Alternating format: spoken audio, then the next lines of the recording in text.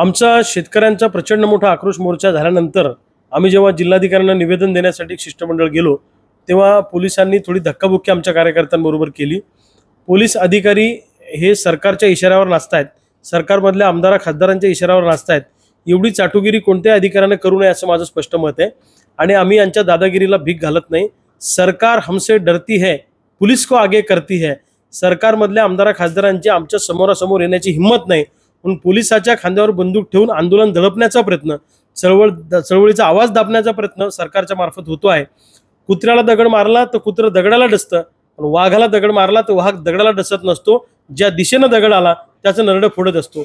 पोलिसांना आमच्या अंगावर पाठवून पोलिसांमध्ये आमच्यामध्ये भांडण लावण्याचा प्रयत्न सरकार करते, पण आम्ही त्याला भीक घालत नाही आणि असल्या दादागिरीला रविकांत तुपकर आणि माझे मावळे कधी घाबरणार नाही। ही गोष्ट सगळ्यात पहिले महत्त्वाची। दुसऱ्या बाजूला इंग्रजांच्या काळात जर आपले हे पोलीस अधिकारी असते ते 100% इंग्रजांची लाचारी करत राहिले असते। लक्षात ठेवा, हे भगतसिंग सुखदेव राजगुरूच्या बाजूने, नाना पाटलांच्या, महात्मा गांधीच्या बाजूने उभे राहिले नसते। आज इंग्रजांसारखी वागणूक सरकार करत आहे आणि अनेक पोलीस अधिकारी, सगळे नाहीत पण अनेक पोलीस अधिकारी सरकारची चाटुगिरी करण्यामध्ये व्यस्त आहेत। त्यांनी किती दादागिरी करण्याचा प्रयत्न केला तर चळवळीचा आवाज थांबणार नाही। आज नेमका काय प्रकार घटनाक्रम कसा नाही, मोर्चा झाल्यावर जेव्हा आम्ही जिल्हाधिकाऱ्याकडे चाललो होतो तेव्हा त्यांनी आमच्यात काही पदाधिकाऱ्यांना थांबून त्यांचे हात धरले, त्यांना धक्काबुक्की करण्याचा प्रयत्न केला। नालायक वगैरे अशा शिवीगाळ काही लेडीज पोलिसांकडून आली, हे बरोबर नाही। पोलिसांबद्दल आमच्या मनामध्ये आदराची भावना आहे, सैनिकांबद्दल जशी भावना आहे तशी आमची भावना पोलिसांबद्दलच आहे। पण कुणीतरी सत्ताधारी आमदार खासदाराच्या इशाऱ्यावर त्यांनी असं केलं असावं, आम्ही काहीच केलं नव्हतं। आम्ही कायदा हातात घेतला नाही, शांततेच्या मार्गाने मोर्चा काढला, म्हणून त्यांना जरा आमच्या स्टाईलमध्ये आम्ही त्यांना समजावून सांगितलं आणि आमची कामाची पद्धत काय तुम्हाला चांगल्या प्रकारे माहीत आहे।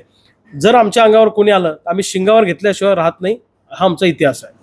नांदेडमध्ये 6,45,000 हेक्टरवरचे पिकात नुकसान झाले, अजून पैसे मिळाले नाहीत, मात्र प्रशासनाच्या वतीने दिवाळी पाठ कार्यक्रमाचं आयोजन करण्यात आले, लाखो रुपये त्याचे खर्च होतो। अत्यंत दुर्दैवी गोष्ट आहे।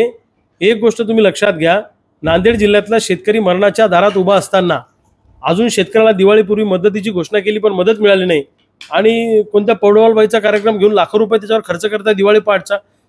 नांदेडच्या प्रशासनाला लाज वाटली पाहिजे।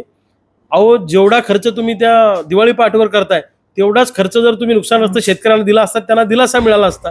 शेतकऱ्यांच्या जखमेवर मीठ चोळण्याचं काम असे कार्यक्रम घेऊन प्रशासन करते आणि जिल्हा प्रशासन असंवेदनशील आहे, हा त्याचा पुरावा आहे। एबीपी माझा, उघडा डोळे बघा नीट।